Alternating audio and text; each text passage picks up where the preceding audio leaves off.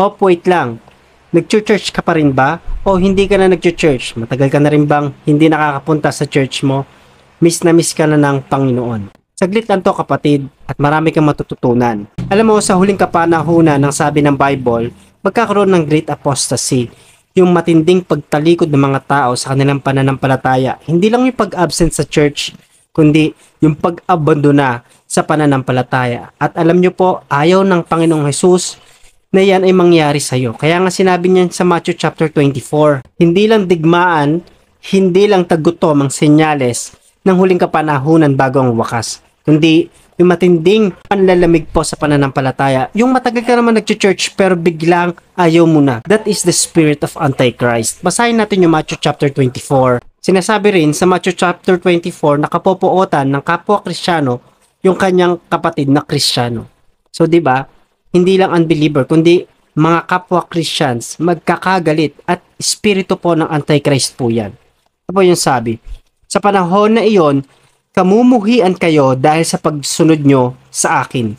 Datakpin kayo upang parusahan at patayin. Mas matindi pa po, di ba po? Murder na po mangyayari. Marami ang tatalikod, ng sabi ng verse 10.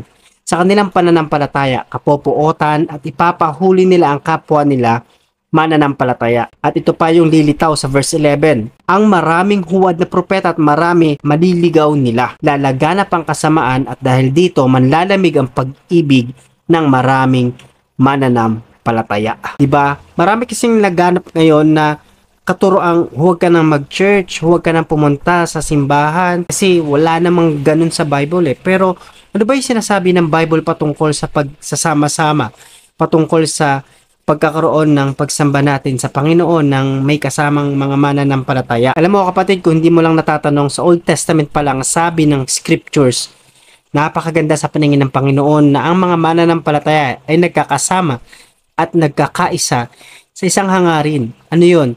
Yung maipalaganap yung salita ng Diyos, yung kaligtasan ng Panginoon. Basahin po natin ito. Isaiah 52 verse 7. O napakagandang tingnan ang mga sugong dumadaan sa mga kabundukan na nagdadala ng magandang balita. Sabi doon, mga sugo, di ba? Na may daladala ng magandang balita ng kapayapaan at kabutihan sa Jerusalem. Dahil ililigtas na ito ng Diyos, sasabihin nila sa mga taga-Jerusalem, nagahari na ang Diyos. Kaya kapatid, kung narinig mo na yung salita ng Diyos at inaakay ka niya uli pabalik sa Kanya, huwag mo nang pagmatigasan yung puso mo, yung damdamin mo. Kasi ngayon na yung araw ng kaligtasan ng Diyos.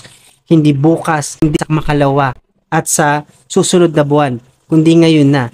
Kasi yan yung sinabi ng Bible, na darating yung kaligtasan at pag narinig natin yun, pumunta na tayo, lumapit na tayo sa Diyos, manumbalik po tayo sa Panginoon. Basahin po natin yung Hebrews chapter 3, verse 15. Gaya nga ng nabanggit sa kasulatan, kung marinig nyo ngayon ang tinig ng Diyos, huwag nyong patigasan ang puso nyo tulad ng ginawa noon ng mga ninuno nyo na naghimagsik laban sa Diyos. 'Di ba? Rebellion spirit yung meron doon sa mga umaalis sa church. Umaalis doon sa mga matagal nilang church.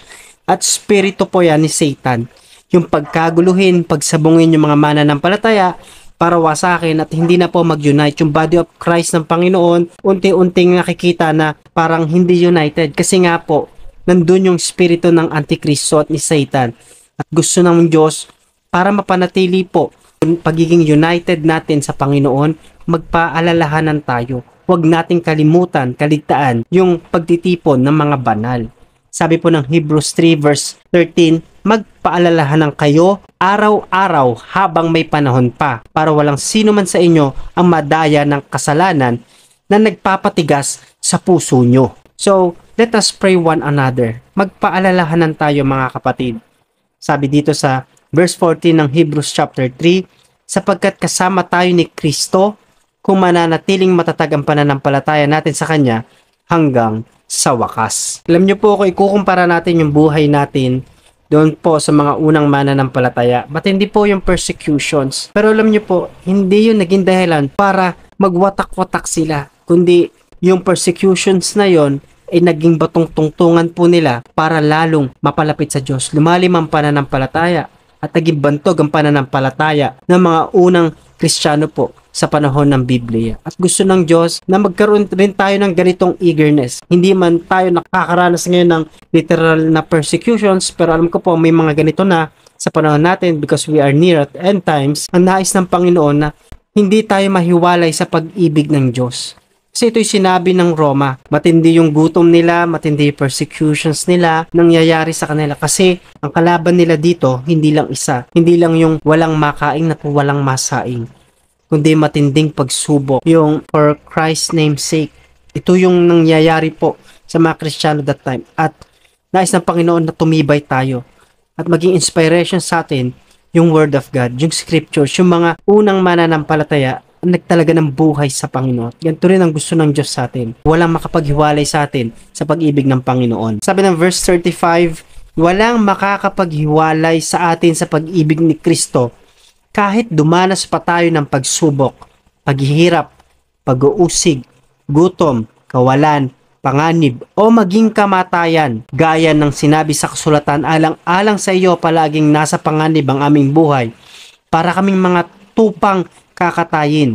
Pero kahit ganito ang kalagayan natin, kayang-kaya nating pagtagumpayan ito sa tulong ni Kristo na nagmamahal sa atin, sapagkat natitiyak ko na walang makakapaghiwalay sa atin sa pag-ibig ng Diyos. Tandaan nyo, ang pagtitipon-tipon wag nating kakaligtaan, at sa pagtitipon-tipon natin ang kaligtasan, ang gospel, ang salita ng Diyos, yun yung ating i-meditate.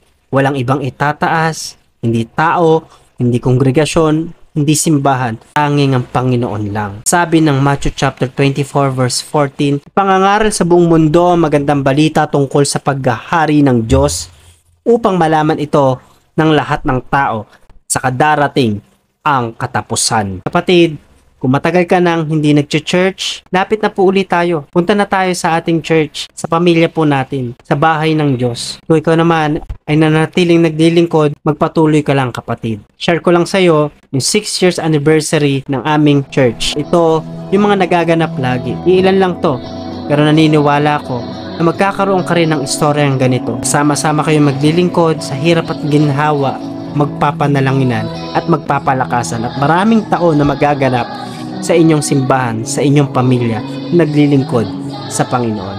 Hanggang sa susunod na pagkikita,